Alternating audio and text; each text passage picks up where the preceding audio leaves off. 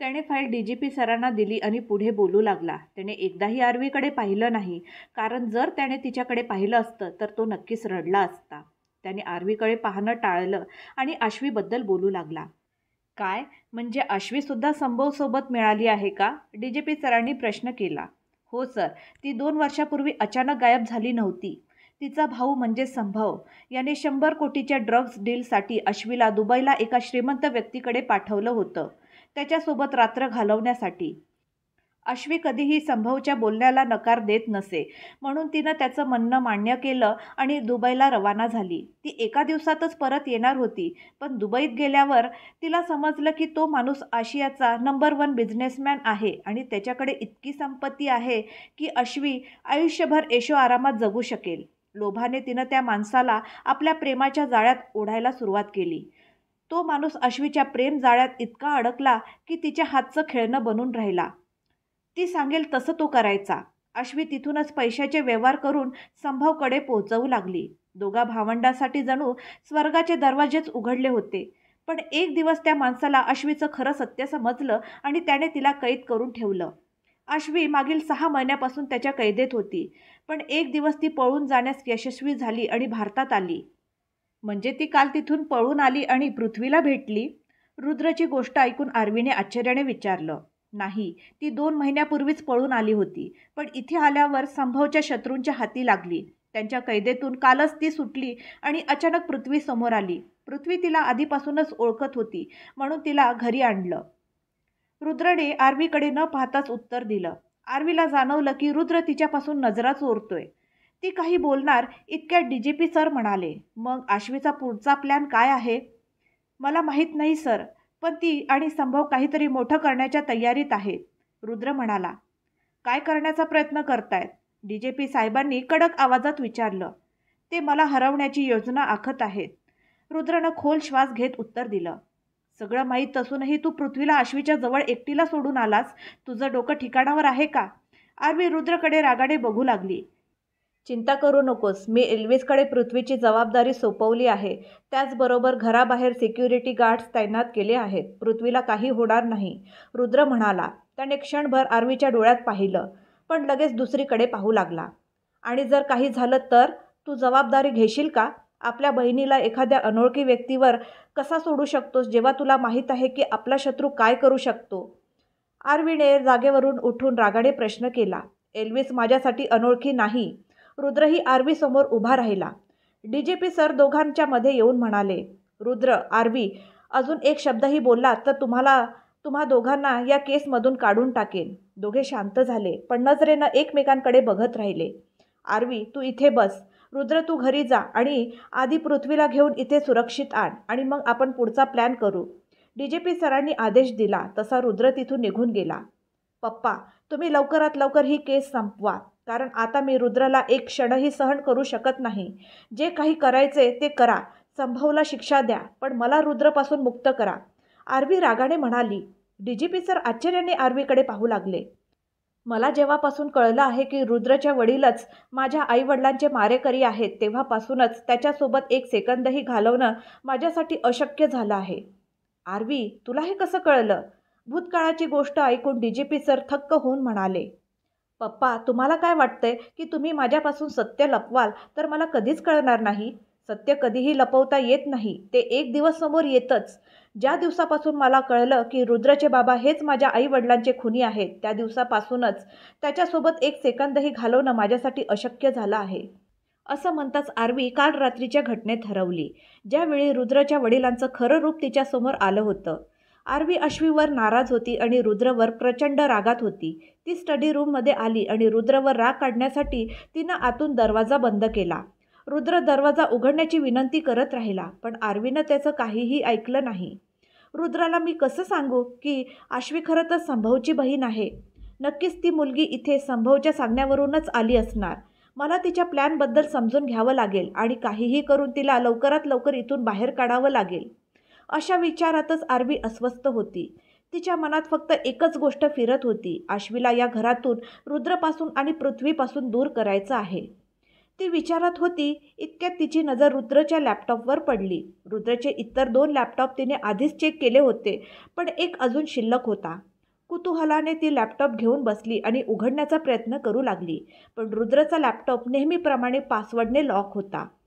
काय माहीत काय खजिना दडवून ठेवला आहे. लॅपटॉप कायम लॉक ठेवतो. आरवीने तोंड वाकडं करत आपल्या मैत्रीण इच्छाला फोन लावला. दोघींनी बरीच मेहनत केली आणि अखेर लॅपटॉप उघडला. लॅपटॉप चालू होताच आरवीच्या चेहऱ्यावरचा रंगच उडाला. स्क्रीनला वॉलपेपर म्हणून एक फोटो होता, लहानपणीचा रुद्र आणि त्याचे बाबा यांचा. तो फोटो पाहताच आरवीच्या चेहऱ्यावर कठोर भाव आले. ती भीतीने थरथरू लागली. पुन्हा एकदा तिचा भयानक भूतकाळ तिच्यासमोर उभा राहिला. दिवाळीच्या रात्री बाबांची वाट पाहणं आणि मग त्यांचा खून. हो, ते रुद्रचेच वडील होते ज्यांनी आरवीच्या आई वडिलांना जिवंत जाळलं होतं. तिचा श्वास वाढला. तिने लगेच तो लॅपटॉप दूर फेकून दिला. रुद्रच्या वडिलांनी माझ्या मम्मी पप्पांना मारलं होतं. तिच्या डोळ्यासमोर कधी तिच्या आईबाबांचा चेहरा, तर कधी रुद्रच्या बाबांचा रक्ताने माखलेला राक्षसी रूप, तर कधी रुद्रसोबत घालवलेले क्षण तरळू लागले. जरी तिनं रुद्रसोबत थोडाच काळ घालवला होता, तरीही रुद्रनं तिच्या मनात कुठंतरी स्थान मिळवलं होतं. पण हा सत्याचा धक्का तिला असह्य होत होता. तिने लॅपटॉप पुन्हा पाहिला आणि रागाने मूठ आवळून म्हणाली, नाही, मी रुद्रसोबत कधीच येणार नाही. आय हेट हिम. त्याच्या बाबांमुळेच मी अनाथ झाले आहे. एकदा संभवचा केस संपला की मग रुद्रची पाळी. आरवीने मनातल्या मनात निर्णय घेतला आणि रागाने बेडवर जाऊन बसली. एकीकडे रुद्र आरवीसोबत आयुष्य व्यतीत करण्याचं ठरवत होता, तर दुसरीकडे आरवी रुद्राचा द्वेष करू लागली होती.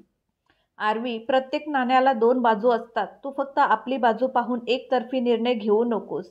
डीजीपी सर तिच्या समोर आले. आरवी आश्चर्याने त्यांच्याकडे पाहत म्हणाली, मला त्या व्यक्तीचा चेहरा स्पष्ट आठवतो ज्याने माझ्या डोळ्यासमोर माझ्या आईवडिलांना ठार मारलं, आणि तुम्ही म्हणता की मी एकतर्फी निर्णय घेते. त्या दिवशी फक्त मीच अनाथ झाले नव्हते, तुम्हीही तर तुमचा एकुलता एक मुलगा जीवितेशला गमावलं होतं. तरीही तुम्ही रुद्रचा पक्ष घेताय. आरवी रागाने थरथरत होती. तिला समजत नव्हतं की सत्य समोर असूनही डीजीपी सर रुद्रचं समर्थन का करत आहेत. हो, कारण जे तुला माहीत आहे ते फक्त अर्ध सत्य आहे. खरी हकीकत तुला ठाऊक नाही. त्या दिवशी फक्त मी आणि तूच नाही, तर रुद्रनेही आपल्या बाबांना गमावलं होतं. डीजीपी सर म्हणाले. आरवी चकित झाली. काय? आरवीने आश्चर्याने विचारलं. मग डीजीपी सर तिला खरी घटना सांगू लागले, जी प्रत्यक्षात किंग डेव्हिडमुळे घडली होती. आरवीच्या आई वडिलांचा मृत्यू, डीजीपी सरांच्या मुलाचा मृत्यू आणि रुद्रच्या बाबांचा मृत्यू, हे सगळं किंग डेव्हिडमुळे घडलं होतं. इकडे रुद्र संतापाने कार चालवत होता. आरवीच्या बोलण्याने त्याला फार दुःख झालं होतं आणि ते दुःख आता रागाच्या रूपाने बाहेर येत होतं. माझं डोकं ठिकाणावर नाही म्हणते, पण खरं तर तिचंच डोकं ठिकाणावर नाही. स्वतःच्या रागावर तर तिचं काहीच नियंत्रण नाही. तिला माझी गरज नाही, तर मीही तिच्याशिवाय काही मरणार नाही आहे. ती माझा द्वेष करते, तर मीही तिचा द्वेष करीन. एकदा संभवचा केस संपला की मग ती तिच्या मार्गाने आणि मी माझ्या. असं ठरवून रुद्र कार चालवू लागला. थोड्याच वेळात तो घरी पोहोचला, पण घरात येताच त्याच्या पायाखालची जमीन सरकली. पृथ्वी आणि आश्वी दोघीही घरी नव्हते आणि एल्विस घराच्या मध्यभागी रक्ताने माखून गंभीर जखमी अवस्थेत पडला होता. इकडे आरवी डीजीपी सरांकडे आश्चर्याने बघत उभी होती.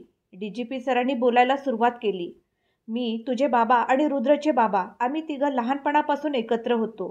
तिघांचं एकच स्वप्न होतं, पोलीस अधिकारी बनायचं. काळाच्या ओघात आम्ही प्रशिक्षण घेतलं आणि कर्तबगारीनुसार नोकरीही मिळवली. तेव्हा तुझे बाबा स्टेट लेवलवर DSP होते आणि रुद्रचे बाबा सब इन्स्पेक्टर. म्हणजे एका दृष्टीने पाहिलं तर रुद्रचे बाबा तुझ्या बाबांच्या अधीन काम करत होते आणि मी त्यावेळी माझं IPSचं ट्रेनिंग पूर्ण करत होतो. ते दोघं इथेच या शहरात पोस्टेड होते आणि त्यांची मैत्री खूप घट्ट होती. पण तुझ्या बाबांचा खून झाला तेव्हा तू साधारण 7-8 वर्षाची होतीस आणि रुद्र 10 वर्षाचा. त्याचवेळी या शहरात एक नवीन टोळी सक्रिय झाली होती, डेव्हिड गँग. ही टोळी म्हणजे संभवच्या वडिलांची गँग होती. काही वर्षातच ते शहरातील माफियाचे किंग झाले. त्यांची शहरात एवढी दहशत पसरली होती की त्यांच्यावर कडक कारवाई करणे भाग झाले होते. त्याच काळात मला या शहरात पोस्टिंग मिळाली. मी सुवर्ण आणि जीवितेश सोबत इथे बदली होऊन आलो. मला या शहरातील पहिला केस मिळाला आणि तोही डेव्हिड गँगचाच. मला फारशी माहिती नव्हती, म्हणून मी तुझ्या बाबांची भेट घेतली. डेव्हिड गँगबद्दल ठोस माहिती आमच्याकडे नव्हती, पण रुद्रच्या बाबांनी गुप्त माहिती काढून आम्हाला त्यांच्या अड्ड्यापर्यंत पोहोचवलं. आम्ही गँगचा खात्मा करण्याची जवळजवळ सगळी तयारी केली होती. पण एक दिवस डेव्हिडने जिवितेशला किडनॅप केलं. त्याच दिवशी आम्ही तिघं डेव्हिड गँगच्या मुख्य अड्ड्यावर पोहोचलो. दिवाळीची रात्र होती. सगळे लोक आनंदात होते, फक्त आमची 3 कुटुंब वगळता. तू बाबांच्या न येण्याने खूप दुःखी होतीस. सुवर्णा जिवितेशच्या सुरक्षतेसाठी चिंतेत होती आणि रुद्रचे बाबासुद्धा, कारण रुद्र गायब झाला होता. काय? रुद्र पण गायब झाला होता? आरवीने आश्चर्याने मध्येच प्रश्न केला. डीजीपी सर मान डोलावत म्हणाले, हो, त्या दिवशी रुद्रही जिवितेश सारखाच किडनॅप झाला होता. आम्हाला ही माहिती अड्ड्यावर पोहोचल्यावर कळाली. रुद्र आणि जिवितेश दोघं एका खुर्चीला बांधलेले होते आणि दोघंही बेशुद्ध होते. डेव्हिडने त्यांना किडनॅप करून आम्हाला केस सोडण्याची अट घातली. मी आणि तुझे बाबा डेव्हिड गँगला सोडण्याच्या पक्षमध्ये नव्हतो, पण रुद्रचे बाबा रुद्रला बेशुद्ध पाहून हादरले. रुद्रशिवाय त्यांचं या जगात कोणीच नव्हतं. रुद्राच्या जन्माच्या वेळीच त्याच्या आईचं निधन झालं होतं. डेव्हिडने हाच मुद्दा पकडला आणि रुद्राच्या जीवाचं आमिष दाखवून रुद्राच्या बाबांकडूनच खून करवून घेतला. पहिले त्यांनी जिवितेशला निशाणा बनवला. मी एकदम घाबरलो. सुवर्णाला काय उत्तर द्यावं, जिवितेशला कसं वाचवावं, हे सगळे विचार मनात चालू होते आणि अचानक गोळी झाडली गेली. जिवितेशला वाचवताना तुझ्या बाबांनी ती गोळी स्वतःवर घेतली, पण दुसरी गोळी थेट जिवितेशच्या शरीरातून आरपार गेली. हे सगळे इतक्या झपाट्याने झालं की मला काहीच कळलं नाही. मी बेशुद्ध पडलो. त्यानंतर डेव्हिडने रुद्रला निशाणा बनवला आणि रुद्रच्या बाबांकडून तुझ्या बाबांचा आणि मग आईचाही खून करवून घेतला. पण रुद्रला वाचवता वाचवता रुद्रच्या बाबांचाही प्राण गेला. त्या दिवशी मी सगळं स्वतःच्या डोळ्यांनी पाहिलं, पण काहीही करू शकलो नाही. त्यानंतर मी तुझ्या आणि रुद्रच्या आयुष्याची जबाबदारी स्वतःवर घेतली. तुमचे वडील अधिकारी असल्यामुळे सरकारने तुम्हाला अनाथाश्रमात पाठवलं, पण रुद्रला एका कुटुंबाने दत्तक घेतलं आणि त्याचं नाव बदलून रुद्र ठेवलं. मी तुला दत्तक घेतलं जेणेकरून तुला घरचं प्रेम मिळेल. माझा विचार होता की जेव्हा तुम्ही दोघं मोठे आणि सक्षम व्हाल तेव्हा स्वतःच डेव्हिडकडून बदला घ्याल. पण मध्येच संभव आला आणि तुला त्याच्यापासून दूर ठेवण्यासाठी मला हा प्लॅन आखावा लागला. पप्पा, आता तुम्हाला काहीही करण्याची गरज नाही. रुद्र आला की आम्ही दोघं सगळं बघू, आरवी आत्मविश्वासाने म्हणाली. रुद्र कुठे आहे? तो अजून पृथ्वीला घेऊन का नाही आला? सगळं ठीक तर आहे ना? आरवीने चिंतेने घड्याळाकडे पाहत विचारलं. डीजीपी सर म्हणाले, आरवी, त्याला फोन करून बघ. आरवीने ताबडतोब रुद्रचा नंबर डायल केला. Hello Elvis. एल्विस नाही, मी रुद्र बोलतोय.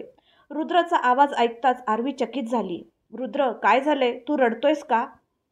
आरवी, तू बरोबर होतीस. आश्वीने पृथ्वीचं अपहरण केलं आहे आणि एल्विसवर जीवघेणा हल्ला झाला आहे. काय? आरवी चकित होऊन म्हणाली. हो आरवी, मला काहीच कळत नाहीये. काय करू? पृथ्वी कुठे असेल? तिला काही झालं तर? रुद्र, काळजी करू नकोस. मी येते लगेच. आपण दोघं मिळून पृथ्वीला शोधून काढू. आरवी घाईने घराकडे निघाली. रुद्र ज्या पद्धतीने रडत होता त्यावरून आरवीला समजलं तो स्वतःला अपराधी मानतोय, पण या क्षणी पश्चातापापेक्षा महत्त्वाचं होतं पृथ्वीला वाचवणं. तिनं लगेच डीजीपी सरांना पृथ्वीची लोकेशन शोधायला सांगितली आणि पोलीस फोर्स तयार ठेवण्याचे आदेश दिले. जर आश्वीने खरंच पृथ्वीला किडनॅप करून नेलं असेल तर ते निश्चितच संभवच्या सांगण्यावरूनच झालं असेल. म्हणजेच पृथ्वी संभवच्या जवळ असेल आणि जर संभवच्या जवळ पृथ्वी आहे तर याचा अर्थ आता समोरासमोरची लढाई होणार होती आणि आरवी त्या लढाईसाठी पूर्णपणे तयार होती. आता फक्त प्रतीक्षा होती संभव समोर यायची, कारण आरवीला त्याच्याकडून उत्तर हवे होते. रुद्रसोबतच्या वैरामुळे संभवने पृथ्वीचं अपहरण केलं असेल, पण खरं तर संभवचा खरा हिशेब आरवीशीच होता. आरवीला संभवच्या समोर यायची इच्छा खूप आधीपासून होती, पण आज सगळं सत्य कळाल्यानंतर ती आणखीनच आतुर झाली होती. पण संभवला हरवण्याची प्लॅनिंग करण्याआधीच पृथ्वीचं अपहरण झालं. आता तिच्यासाठी गोष्टी सोप्या झाल्या होत्या. संभवपर्यंत पोहोचण्यासाठी योजना आखण्याची गरज उरली नव्हती. हे काम संभवने स्वतःच करून टाकलं होतं. आतापर्यंत आरवी एका मागोमाग एक सत्य जाणून हादरलेली होती, पण आता वेळ संभवची होती. आज आर या पारची स्थिती होती. आरवी मागे हटण्याच्या मूडमध्ये नव्हती आणि ती रुद्रलाही मागे हटू देणार नव्हती. ती रुद्रकडे जायला निघाली. थोड्याच वेळात ती घरी पोहोचली, पण घरात शिरताच तिच्या डोळ्यात अश्रू आले, कारण एल्विस रक्ताने माखलेल्या अवस्थेत पडलेला होता. रुद्र, इथे काय झालं आणि एल्विसची ही अवस्था कोणी केली? आरवी लगेच रुद्रजवळ पोहोचली. तो एल्विसच्या जखमांमधून रक्त थांबवण्याचा प्रयत्न करत होता. एल्विसला कोणीतरी गोळी मारली होती आणि ती गोळी थेट त्याच्या हृदयातून आरपार गेली होती. तो बेशुद्ध होता आणि रुद्र त्याच्या शेजारी बसलेला. आरवीचा आवाज ऐकून रुद्रनं तिच्याकडे पाहिलं आणि पाहताच तो तिला बिलगून रडू लागला. रुद्रला अशा प्रकारे रडताना पाहून आरवी थबकली. तिनं कधीच विचार केला नव्हता की रुद्र असं रडू शकतो. रुद्र, तू काळजी करू नकोस. आपण पृथ्वीला नक्की वाचवू. मी पप्पांना सांगितले, ते पृथ्वीची लोकेशन शोधत आहेत. लवकरच लोकेशन मिळेल. आपण तिला काही होऊ देणार नाही आणि एल्विसलाही काही होणार नाही. आरवी त्याला धीर देत म्हणाली. खरं तर तिलाच कळेना की रुद्रला कसं सांभाळावं. त्याचं असं रडणं तिला अस्वस्थ करत होतं. तरीही तिनं त्याला हिंमत दिली आणि डोळे पुसले. तोच ॲम्ब्युलन्सचा आवाज ऐकू आला. रुद्रने एल्विसला उचललं आणि खाली घेऊन गेला. आरवीही त्याच्या मागोमाग जातच होती. तेवढ्यात तिची नजर रुद्रच्या लॅपटॉपवर गेली, ज्यात एक व्हिडिओ चालू होता. आरवीने आश्चर्याने स्क्रीनकडे पाहिलं. तिथे संभवचा चेहरा स्पष्ट दिसत होता. संभव, पृथ्वीला काही झालं तर तुला सोडणार नाही. आरवी दात ओठ खाऊन म्हणाली आणि लॅपटॉप समोर बसली. तिनं तो व्हिडिओ उघडला आणि पाहू लागली. जसजसा व्हिडिओ पुढे चालू लागला तसतसा तिच्या चेहऱ्यावर राग स्पष्ट दिसू लागला. डोळे लाल झाले, मुठी आवळल्या गेल्या. तिने लगेच लॅपटॉप बंद केला आणि घराबाहेर आली. ती पार्किंगकडे जात होती. तोच तिच्या फोनवर DGP सरांचा कॉल आला. हॅलो पप्पा, पृथ्वीबद्दल काही माहिती मिळाली का? आरवीने फोन उचलताच विचारलं. हो, तिची लाईव्ह लोकेशन मी तुला पाठवत आहे. तू आणि रुद्र तिकडे पोहोचा. मीही येतोय. DGP सर म्हणाले. ओके, आम्ही पोहोचतो. पण तुम्ही तातडीने कोणाला तरी हॉस्पिटलला पाठवा. आरवीने हॉस्पिटलचं नाव सांगितलं. ते ऐकून DGP सर चकित झाले. हॉस्पिटल? पण का? पप्पा, एल्विसला संभवने गोळी मारली आहे. तो स्वतः इथे येऊन पृथ्वीला घेऊन गेला आहे. ही सगळी चाल अश्वी आणि संभवची आहे. आम्हाला हरवण्यासाठी. संभव इथे येऊन पृथ्वीला त्रास देत होता. एल्विस तिला वाचवायला गेला, पण संभवने त्याला गोळी मारली. एल्विसची अवस्था गंभीर आहे. रुद्रने ॲम्ब्युलन्स बोलावली आहे, पण आरवी एका श्वासात बोलली. त्याच्यासोबत तिथे कुणीच नाही. तुम्ही पटकन कुणाला तरी तिथे पाठवा. एवढं बोलून ती रुद्र जवळ गेली. पण तुला हे सगळं कसं कळलं? DGP सरांनी विचारलं. रुद्रच्या घरात CCTV कॅमेरे लावले आहेत. त्यामुळेच मला समजलं. आता हे सगळं सोडा आणि पटकन मला पृथ्वीची लोकेशन पाठवा. असं म्हणत आरवीने फोन कट केला आणि रुद्रकडे पाहून म्हणाली. रुद्र, एल्विसला हॉस्पिटलला पोहोचव. पप्पांचे लोक तिकडे पोहोचतील. तू त्याची काळजी करू नकोस. माझ्यासोबत चल. पृथ्वीची लोकेशन मिळाली आहे. संभव काहीही करण्याआधी आपण तिला वाचवलं पाहिजे. आरवीने त्याचा हात धरून चालायला सुरुवात केली. रुद्रची अवस्था अशी होती की तो काहीच समजू शकत नव्हता. तो यंत्रवत आरवी जे सांगते ते करत होता. रुद्र, तू गाडी चालव. मी तुला लोकेशन सांगत राहीन. आरवीने रुद्रला ड्रायव्हिंग सीटवर बसायला सांगितलं. पण रुद्र तसाच उभा होता. खरं तर त्याला खूप अपराधीपणा वाटत होता, कारण त्याच्यामुळे पृथ्वी आणि एल्विस दोघंही मृत्यूच्या दारात होते. काही वेळापूर्वीचं दृश्य त्याच्या डोळ्यासमोर आलं आणि त्याच्या डोळ्यातून अश्रू बाहेर आले. रुद्र दुःखी झाला, कारण आरवी त्याचा तिरस्कार करते ही गोष्ट त्याला आतून पोखरत होती. तो आरवीसमोर आपलं प्रेम व्यक्त करायची योग्य वेळ शोधत होता, पण आरवी तर त्याच्यासोबत राहायलाच इच्छुक नव्हती. हे विचार करून रुद्रचं मन तुटून गेलं होतं.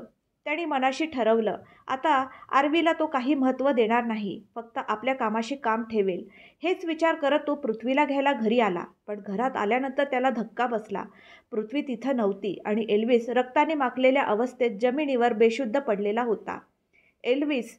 रुद्र लगेच त्याच्याजवळ धावला. एल्विसकडे पाहताच त्याला समजलं, संभवने हल्ला केला आहे. पण संभवला सगळं माहीत आहे का? हा प्रश्न त्याला छळू लागला. पण त्यापेक्षा महत्त्वाचं होतं एल्विसला वाचवणं. त्याने लगेच ॲम्ब्युलन्सला फोन लावला आणि एल्विसला शुद्धीवर आणण्याचा प्रयत्न करू लागला. पण रक्तस्राव खूप झाल्यामुळे एल्विस बेशुद्ध झाला होता. त्यानं एल्विसला फर्स्ट एड दिलं आणि जखमेतून वाहणारं रक्त थांबवण्याचा प्रयत्न करू लागला. त्याचवेळी तो विचार करत होता, नेमकं काय झालं असेल. तेव्हाच त्याला आठवलं, त्याने घरात कॅमेरे लावले आहेत. तो लगेच उठला आणि लॅपटॉप घेऊन आला. रेकॉर्डिंग चेक करायला सुरुवात केली. आश्वी आणि पृथ्वी हॉलमध्ये होत्या. पृथ्वी आश्वीला विचारत होती की ती इतके वर्ष कुठे गायब होती. सुरुवातीला आश्वी शांतपणे सगळ्या प्रश्नांची उत्तरं देत होती, पण थोड्या वेळानंतर ती चिडचिड करू लागली. एक्सक्यूज मी पृथ्वी, मी लगेच येते, असं म्हणून आश्वी उठली आणि खोलीत निघून गेली. साधारण 20 मिनिटांनी ती परत बाहेर आली, पण तिच्या चेहऱ्यावर निराशा दिसत होती. ती पृथ्वीच्या शेजारी येऊन बसली. तोच डोअर बेल वाजली. बहुतेक एल्विस असेल, मी पाहते कोण आलंय, असं म्हणून पृथ्वी उठली आणि दरवाजा उघडला. पण समोर अनोळखी व्यक्तीला पाहून ती थबकली. तो संभव होता, पण पृथ्वी त्याला ओळखत नव्हती. आपण कोण? कोण हवंय तुम्हाला? पृथ्वीने विचारलं. तोच अश्वी धावत येऊन संभवला बिलगली. खरं तर अश्वीने आधीच संभवला फोन करून बोलावलं होतं. रुद्र आणि आरवी घरी नव्हते, त्यामुळे रुद्रच्या वीक पॉईंटवर वार करण्याचा हा योग्य क्षण होता. पृथ्वीने दोघांकडे आश्चर्याने पाहिलं. अश्वी, हा कोण आहे? पृथ्वी विचारत होती की संभव घरात शिरला. पृथ्वी त्याला थांबवत होती, पण संभव कुठे थांबणार होता? त्यात अश्वीही त्याला साथ देत होती. संभवनं पृथ्वीवर जबरदस्ती करायला सुरुवात केली, पण तेव्हाच एल्विस घरात दाखल झाला. कारण एल्विसकडे कायम रुद्रच्या घराची लाईव्ह रेकॉर्डिंग सुरू असायची आणि आज रुद्र घरी नव्हता, त्यामुळे पृथ्वीच्या सुरक्षेसाठी एल्विस लॅपटॉपवर फुटेज पाहत होता. संभवला पाहताच तो लगेच तिथे पोहोचला. त्याने ताबडतोब संभववर हल्ला केला, पण त्या झटापटीत नुकसान एल्विसचंच झालं. लढाई सुरू असताना संभवनं खिशातून बंदूक काढली आणि थेट एल्विसवर गोळी झाडली. गोळी हृदयाजवळ लागल्याने एल्विस लगेच बेशुद्ध पडला आणि संभव व अश्वी पृथ्वीला घेऊन गेले. हे सगळं आठवताच रुद्रच्या डोळ्यातून पुन्हा अश्रू आले. त्याने संतापाने मुठी आवळल्या आणि गाडीच्या काचेवर जोरात मुक्का मारला. इतक्या जोरात की काचाचे तुकडे तुकडे झाले. आरवी रुद्रचा हात धरत म्हणाली, आता रडायची वेळ नाहीये. आपल्याला विचार करायचा आहे की पृथ्वीला संभवपासून कसं वाचवायचं आणि आपल्या आईवडिलांच्या मृत्यूचा बदला देखील घ्यायचा आहे. रुद्र दचकून म्हणाला, आईबाबांचा मृत्यू म्हणजे? आपल्या आईवडिलांचा खून करणारा किंग डेव्हिड म्हणजे संभवचा बाप? आरवीने सगळं सत्य थोडक्यात सांगितलं. हे ऐकून रुद्र स्तब्ध झाला. आरवी म्हणाली, रुद्र, आता निघूया. पृथ्वीची लोकेशन मिळाली आहे. रुद्रने होकार दिला आणि दोघं गाडीत बसले. रुद्र गाडी चालवत होता आणि आरवी त्याला वाट दाखवत होती. थोड्याच वेळात ते शहराच्या बाहेरच्या भागात पोहोचले. रुद्र तिच्याकडे टक लावून बघत होता. तो काही बोलणार एवढ्यात आरवी चिडून म्हणाली, अरे, तू गाडी चालवण्याकडे लक्ष दे ना. इथून डाव्या बाजूला काही गोदाम आहेत. पृथ्वीची शेवटची लोकेशन ह्याच भागात आहे. आरवीच्या बोलण्यावर रुद्रने नाईलाजाने मान हलवली आणि गाडी चालवण्यावर लक्ष केंद्रित केलं. थोड्या वेळात ते एका गोदामासमोर येऊन उभे राहिले. इथे तर बरीच गोदामं आहेत. आपण पृथ्वीला कसं शोधणार? आणि अजून डीजीपी सर आणि पोलीसही आलेले नाहीत, रुद्र म्हणाला. आरवी चिंतेने रुद्रकडे पाहत म्हणाली, रुद्र, आपण दोघं वेगवेगळ्या दिशेने शोध घेऊया. तू इथून सुरू कर. मी शेवटच्या गोदामापासून शोधायला सुरुवात करते आणि जर डीजीपी सर आले तर त्यांना सांग की मधातून शोधायला सुरुवात करावी. रुद्राने मान डोलावली आणि दोघं 2 दिशांना निघाले. तो भाग खूप मोठा होता आणि तिथं साधारण 10 ते 15 गोदाम सलग उभी होती. यापैकी कोणत्या गोदामात संभवने पृथ्वीला ठेवले असेल हे शोधणं कठीण होतं. तरीही ते प्रयत्न करत होते. एका बाजूला रुद्र आणि आरवी शोधत होते, तर दुसऱ्या बाजूला पृथ्वी त्याच गोदामापैकी एका गोदामात खुर्चीला बांधलेली होती. संभव स्वतः अश्वी आणि किंग डेव्हिड सोबत तिच्यासमोर बसला होता. आत माणसं पहरा देत होती. तुला वाटतं रुद्र इथं येईल? किंग डेव्हिडने संभवकडे बघत विचारलं. संभव तात ओठ चावत म्हणाला, ही मुलगी रुद्रचा जीव आहे. तो नक्की येईल आणि रुद्र आला तर आरवी पण येईल. काही दिवसापासून ती त्याच्यासोबतच आहे. अश्वीने त्यात भर घालत म्हटलं. फक्त सोबतच नाही, दोघांनी लग्नसुद्धा केलं आहे. काय? तू काय म्हणतेस? संभव संतापून उठला आणि आरवीचा गळा पकडला. भाई, सोड मला. मी खोटं बोलत नाहीये. दोघांनी खरंच लग्न केलं आहे. म्हणूनच मी तुला तिथे बोलावलं होतं. अश्वी कसं बसं सुटून धाप टाकत म्हणाली. किंग डेव्हिड शांतपणे म्हणाला, संभव, जोराने नाही तर डोक्याने काम कर. ते दोघं सोबत आहेत म्हणजे त्यांना आपलं भूतकाळ समजलं असेल की त्यांना अनाथ करण्यामागे माझाच हात होता. आता ते नक्कीच वार करतील, पण त्याआधी तू चाल आख, जेणेकरून ते हरतील आणि तुला हवं तेही मिळेल. किंग डेव्हिडच्या चेहऱ्यावर गूढ हास्य उमटलं. संभवने त्याच्या बोलण्याचा अर्थ न समजून विचारलं, म्हणजे? किंग डेव्हिड म्हणाला, तुला आरवीशी लग्न करायचं आहे ना? कर. मी तुला थांबवणार नाही, पण बदल्यात मला रुद्र आणि त्या डीजीपीची लाश हवी. त्यांच्याजवळ आपल्या विरोधात बरीच पुरावे आहेत. जर ते जिंकले तर आपण जेलमध्ये जाऊ. मी इतक्या वर्षात उभं केलेलं माझं साम्राज्य नष्ट होताना बघू शकत नाही. म्हणून विचार कर, रुद्रला कसं हरवायचं? संभव विचारात पडला. तेवढ्यात पृथ्वीला शुद्ध येऊ लागली. हे पाहून संभवच्या चेहऱ्यावर रहस्यमय हास्य उमटलं. डॅड, हाच तर आहे रुद्रला हरवण्याचा मार्ग. संभव पृथ्वीच्या जवळ गेला आणि तिच्या चेहऱ्यावरून हात फिरवू लागला. दुरून आरवी आणि रुद्र हे सगळं पाहत होते. त्याचा राग शिगेला पोहोचला होता. शोधता शोधता आरवीला एका गोदामासमोर 2 पहारेकरी दिसले. तिला शंका आली की पृथ्वी इथेच असेल. तिने लगेच रुद्रला फोन करून त्या गोदामाकडे बोलावलं. पाहिलंस का, बाहेर पहारेकरी उभे आहेत. मला वाटतं पृथ्वी इथेच असेल, आरवीने सांगितलं. ते पाहून रुद्रही चकित झाला. पण आपण आत कसं जाणार? लढून, आरवीने हसत उत्तर दिलं.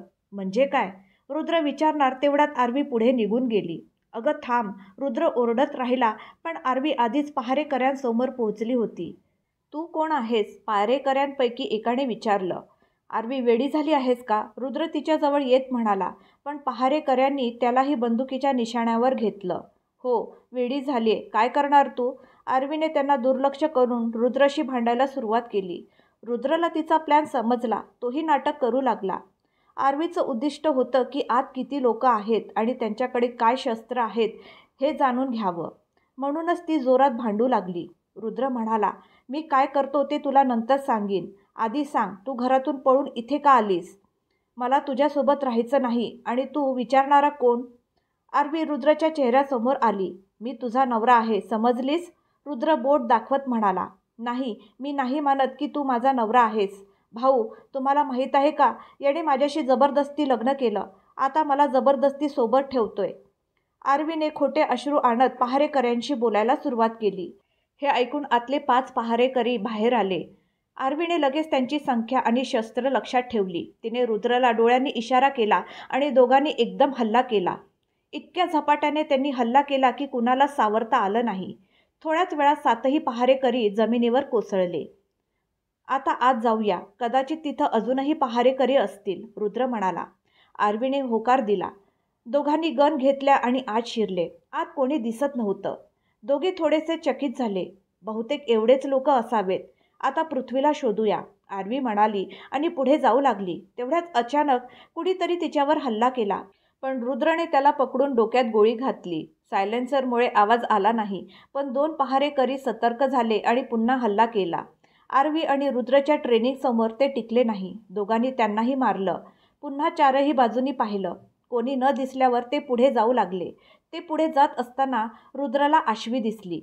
आणखी पुढे गेले तर पाहिलं की पृथ्वी खुर्चीला बांधलेली होती आणि संभव, किंग डेव्हिड आणि आश्वी तिघं काहीतरी चर्चा करत होते. To be continued. आजचा भाग तुम्हाला कसा वाटला कमेंट करून नक्की सांगा. धन्यवाद.